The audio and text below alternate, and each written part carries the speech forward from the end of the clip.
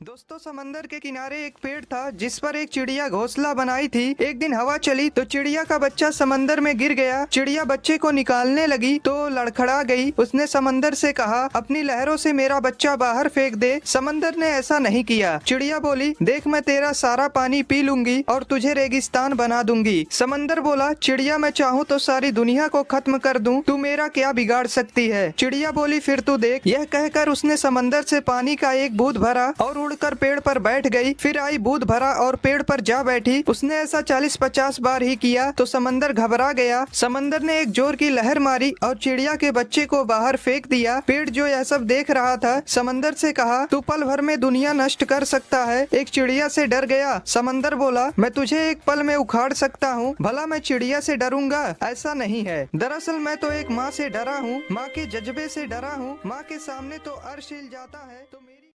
दोस्तों, एक कसाई के घर चूहा, कबूतर, मुर्गा और बकरा रहते थे। एक दिन कसाई चूहा पकड़ने के लिए एक चूहादानी ले आया। जब चूहे को यह बात पता चली तो वह भागा भागा कबूतर के पास गया और बोला, बहन मेरी मदद करो, कसाई चूहादानी लाया है, उस चूहेदानी को कहीं दूर फेंक आओ। कबूतर बोली, चूहेदानी से मुझे क्या खतरा, मैं क्यों फेंकूं? अब चूहा मुर्गे के पास गया। मुर्गा हंसकर बोला, ये तो मेरी समस्या नहीं है, तुझे खतरा है, तू जाकर फेंक। बेचारा चूहा दौड़ते हुए बकरे के पास गया। बकरा बोला, चूहेदानी में मैं थोड़ी फंसने वाला, मैं ऐसा बिल्कुल नहीं करूंगा। निराश होकर चूहा अपने बिल में चला गया। रात को अचानक खट की आवाज आई। कसाई की बीवी को लगा कि चूहा चूहेदानी में फंस गया है। वह चूहेदानी के पास जा रही थी। अचानक उसे सांप ने काट लिया। कसाई अपनी बीवी को वैद्य के पास ले गया। वैद्य बोला, इसे कबूतर का सूप पिलाओगे तो ठीक हो जाएगी। कसाई ने कबूतर का सूप बनाकर अपनी बीवी को पिला दिया। उसकी बीवी ठीक हो गई। कसाई ने अपनी बीवी के ठीक होने की खुशी में मुर्गे को काटा और खा गए। जब पड़ोसी को पता चला कि उनकी पत्नी ठीक हो गई है तो सब पार्टी मांगने घर आए और कसाई ने पार्टी में बकरा बनवा दिया। दोस्तों, यह वही कबूतर, मुर्गा और बकरा थे जो चूहे के मुसीबत के समय में उसका साथ देने के बजाय उसका मजाक उड़ा रहे थे, क्योंकि उन्हें सिर्फ यही लगता था कि यह सिर्फ चूहे की प्रॉब्लम है।